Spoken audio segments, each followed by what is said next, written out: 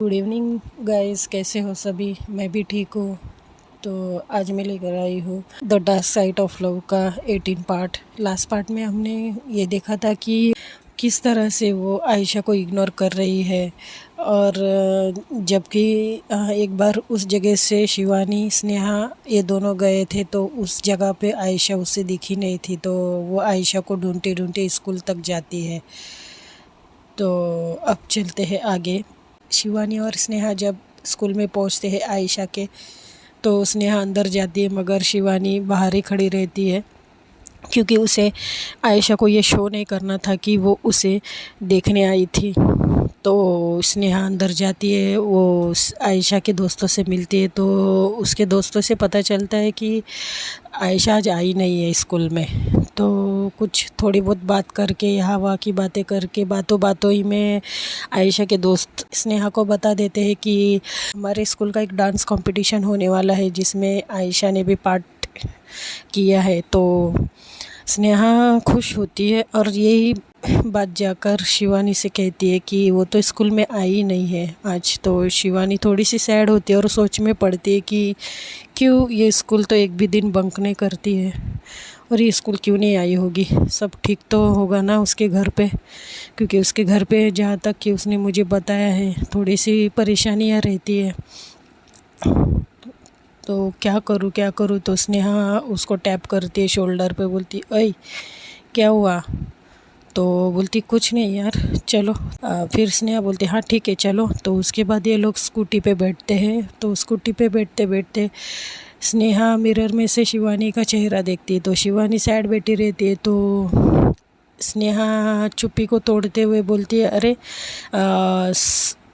शिवानी, तुझे पता है वो आयशा अभी डांस में पार्टिसिपेट की है।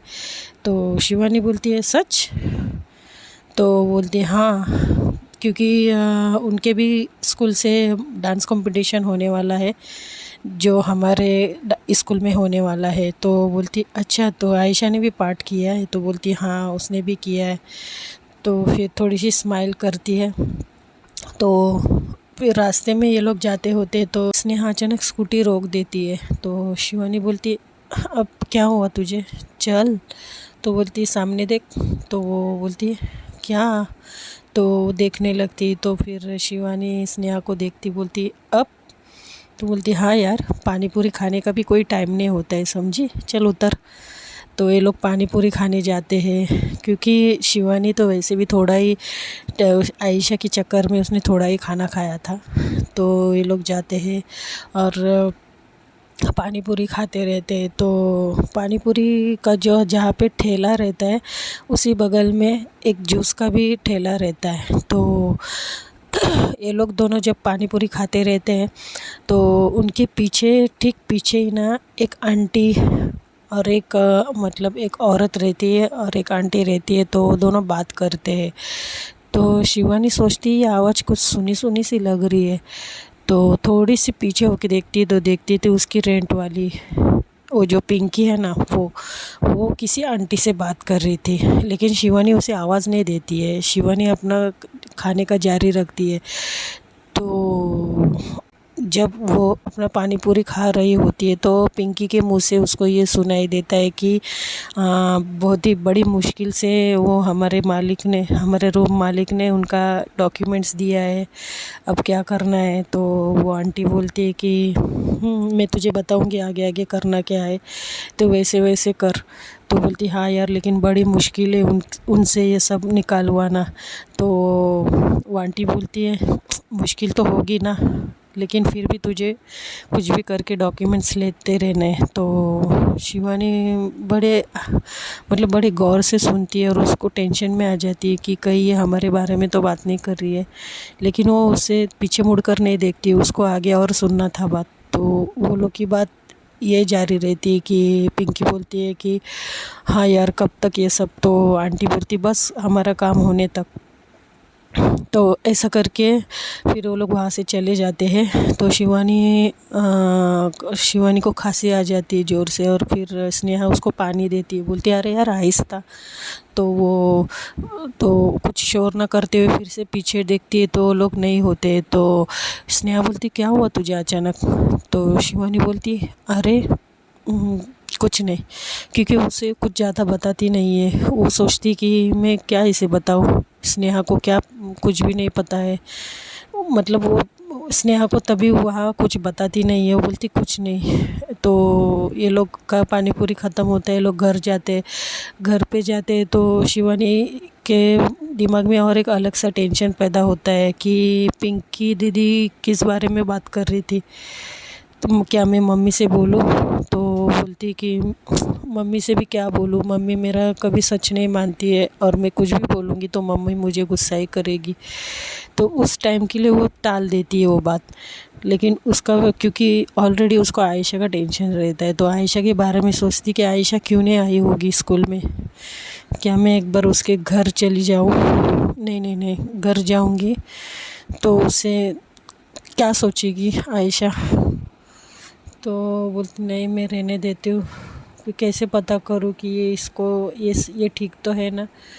तो फिर से ये स्नेहा को कॉल करती, तो स्नेहा कॉल उठाती है, बोलती अब क्या है यार?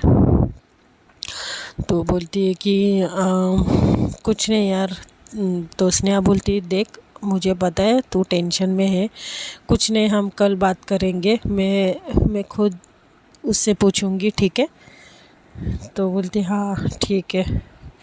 तो बोलती है ठीक है चल अभी तू आराम कर, मैं भी जाती हूँ, कल मिलते हैं। तो बोलती हाँ ठीक है।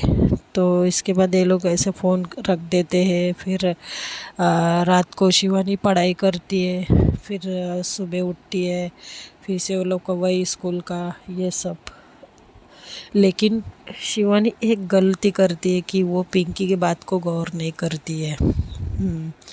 उसको उस बात की सच्चाई तक पहुंचना चाहिए था कि पिंकी आखिर में क्या बात कर रही थी, लेकिन उसको आयशा के चक्कर में वो सब कुछ याद ही नहीं रहता है।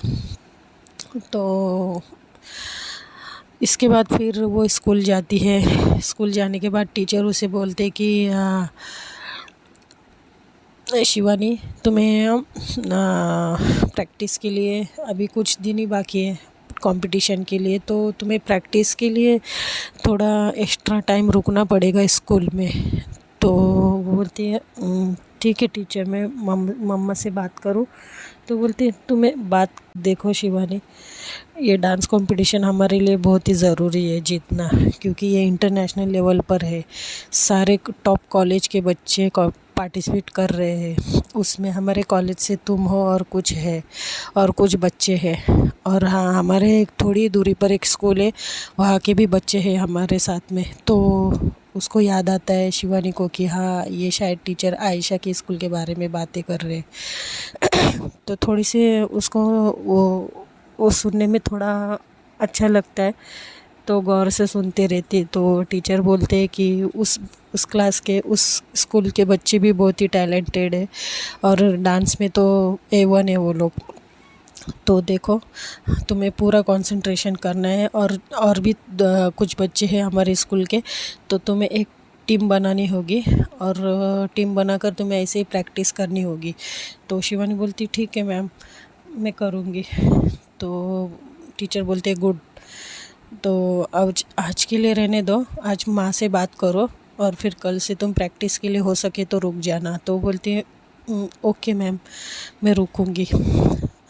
तो ऐसे इन लोग का लेक्चर चलता है। फिर बाद में स्कूल छूटता है, तो शिवानी और स्नेहा बाहर आते बैग लेकर। तो स्नेहा बोलते कि आती है क्या स्कूटी पे, या फिर जा रही हो ऐसे? तो बोलती हाँ हाँ यार मैं आ रही हूँ।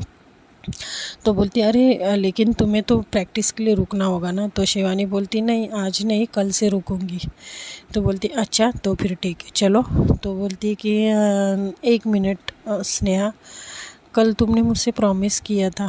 तो स्नेहा बोलती है क्या, कौन सा प्रॉमिस? तो बोलती भूल गई। तो स्नेहा बोलती है नहीं यार, बोलो ना, मुझे याद नहीं है। तो शिवानी बोलती है स्नेहा प्लीज़। तो बोलते ओ ओ ओ ओ ओके, भाभी जी से बात करनी है। तो जब उसके मुंह से भाभी जी सुनती है शिवानी, उसको पता नहीं ऐसा होता है कि मैं ब्लश करूं या फिर इसको इसकी पिटाई करूं। तो पूरे ऑकवर्ड सिचुएशन में आ जाती है और बोलती है तू ना पिटेगी, चल चुपचाप, बढ़िया ही भाभी वाली कुछ भी बोलती रहती है। स्नेहा बोलती आय है, बहुत अच्छा ब्लश करती है यार तू, तो मैंने तो फर्स्ट टाइम देखी है, क्या ब्लश करती हो यार। मैं तो मरी मिट गई तुम्हारी इस ब्लशिंग पे। तो शिवानी बोलती स्नेहा मत छोड़ो ना मुझे। तो स्नेहा बोलती हाँ ठीक है बाबा चलो। तो ये लोग क्या करते, स्कूटी लेकर जाते, तो देखते कि आयशा आज भी नहीं थी उस जगह पे। तो स्नेहा स्कूटी रोक देती है और सारी जगह नज़र घुमाती है कि कहीं दिख रही है। शिवानी भी नज़र घुमाती है, लेकिन आयशा कहीं भी नहीं थी। तो शिवानी ज़्यादा ही कुछ टेंशन में आ जाती है, उसके मतलब उसकी शक्ल रोने जैसी होती है। तो स्नेहा बोलती है ओए बेटा क्या हुआ। तो बोलती है क्या हुआ है इसके साथ, कुछ हुआ तो नहीं है ना, ये आ नहीं रही है स्कूल में। तो स्नेहा बोलती है अरे यार छोटी बच्ची तो नहीं हो ना तुम, कुछ होगा उसके घर पे फंक्शन या कुछ और। तो बोलती है अरे फंक्शन ये सब की बात नहीं यार, वो 2 दिन से नहीं आ रही है, क्या तुम्हें उसका घर पता है। तो स्नेहा फटक से उसको देखती है शॉक होके, बोलती क्या अब तुम उसके घर जाओगी। तो बोलती मैं नहीं तुम। तो स्नेहा बोलती वेरी फनी, मैं कहीं नहीं जाने वाली ठीक है। तो शिवानी बोलती है तुम ही तो मेरी एक लौती शुभचिंतक हो यार, प्लीज़ ऐसा मत करो। तो स्नेहा बोलती हाँ बेटा, जब तुम्हारा काम आए तो तुम मेरी बेस्ट फ्रेंड शुभचिंतक और पता नहीं क्या क्या, और जब अब छोड़ो तुम्हें क्या बोलूँ। तो सॉरी शिवानी बोलती है कि प्लीज़ यार इतना तो काम कर दे प्लीज़। तो बोलती है तो इतना ही तुझे पड़ी है तो तू क्यों नहीं जाती है। बोलती देख स्नेहा तुझे तो अच्छी तरह पता है मैं उसके सामने क्यों नहीं जा रही हूँ या फिर उसको फेस क्यों नहीं कर पा रही हूँ। तो बोलती है अच्छा तो कब जाना है। तो बोलती है कि आज नहीं कल जाते, वैसे भी कल मुझे रुकना है ना, तो कल उस टाइम में थोड़ा सा उसके घर होकर आएंगे। तो स्नेहा बोलती है बेटा लेकिन वो हिटलर मम्मा तुम्हारी। तो शिवानी बोलती है स्नेहा तुम सीधे साधे आंटी या फिर कुछ और नहीं बोल सकती हो, हिटलर क्या है। तो बोलती हाँ हाँ ठीक है। तो आंटी कुछ बोलेगी नहीं। तो शिवानी बोलती है नहीं कुछ नहीं बोलेंगे, क्योंकि डांस कंपटीशन उनके लिए उतना ही इम्पोर्टेंट है जितना मेरे लिए, लेकिन उनके लिए मेरी जीत इम्पोर्टेंट है और मेरे लिए मेरा डांस इम्पोर्टेंट है, क्योंकि जीतूंगी तो पैसे मिलेंगे ना। तो स्नेहा बोलती है वो बात भी सही है, चलो फिर कल ही मिलते और कल मिलकर हम उसके घर चल जाएंगे। तो शिवानी बोलती मैंने कहा ना तुम जाने वाली हो, मैं नहीं। तो स्नेहा बोलती अरे यार मैं अकेले कैसे जाऊँ। तो शिवानी बोलती जैसे हम लोग स्कूल गए थे। तो बोलती ओह अब समझी। तो शिवानी बोलती हाँ ठीक है। तो ये लोग का ऐसे प्लान बनता है। फिर शिवानी जाती है घर जाने के बाद अपनी मम्मा को बोलती कि मम्मा कल से हम लोग को मतलब एक्स्ट्रा रुकना होगा स्कूल में। तो शिवानी की मम्मा बोलती क्यों, अब क्या काम है भाई। तो बोलती कि मम्मा एक्चुअली डांस कंपटीशन नज़दीक है ना, तो हमें टीचर ने बोला है कि तुम्हें एक्स्ट्रा रुकना होगा एक्स्ट्रा क्लास के लिए। तो उसकी मम्मा बोलती अच्छा डांस कंपटीशन, हाँ बेटा ठीक है तुम आराम से आओ, क्योंकि तुम्हें डांस करना बहुत अच्छा लगता है ना। तो शिवानी अपनी माँ का मुंह देखती है और मन में सोचती कि मम्मा सच में आप मेरे डांस के लिए बोल रही हो या फिर मेरी जीत के लिए। तो फिर ऐसे अपनी मम्मी का मुंह ताकते ताकते फिर वो उसकी मम्मा बोलती कि हाँ ठीक है रुकना, लेकिन जितना स्कूल में बोला गया उतना ही रुकना है, एक्स्ट्रा इधर उधर घूमना नहीं है, समझी। तो फिर बोलती है ओके मम्मा। तो जाने लगती, उतने में उसको याद आता है कि पापा का फ़ोन बहुत ही दिन से आ नहीं रहा है। तो रुकती और अपनी मम्मा से बोलती है कि मम्मा क्या पापा का फ़ोन आया था? तो उसकी मम्मा बोलती है सुबह ही आया था। तो फिर बोलती कि सब ठीक है वहाँ पर? शिवानी पूछती है। तो शिवानी की मम्मा बोलती है हाँ अब तक तो थोड़ा बहुत तो ठीक है, तुम्हारे पापा कह रहे थे।